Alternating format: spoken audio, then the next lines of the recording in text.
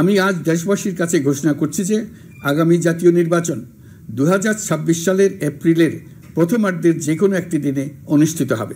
এই ঘোষণার ভিত্তিতে নির্বাচন কমিশন উপযুক্ত সময়ে আপনাদের কাছে নির্বাচনের বিস্তারিত রোডম্যাপ প্রদান করবে।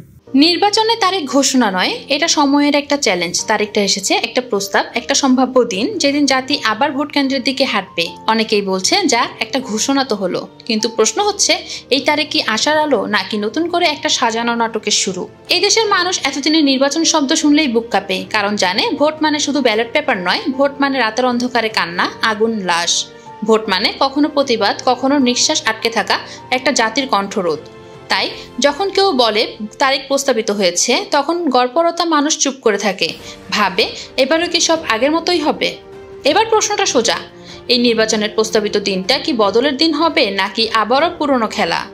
এখন অন্তর্বর্তী সরকারের সামনে সময়ের কঠিনতম চ্যালেঞ্জ। এটা তাদের জন্য শুধু দায়িত্ব নয়, এটা একটা পরীক্ষা।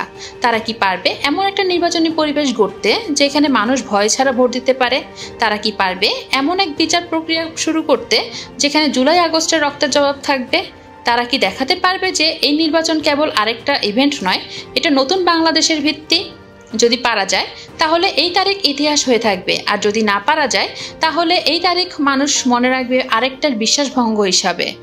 একটা সময় আসছে যখন রাজনীতি আর ষড়যন্ত্র নয়, জনগণ চাইবে চোখে দেখা পরিবর্তন, এবং সেই পরিবর্তনের জন্য সময় খুব বেশি নেই।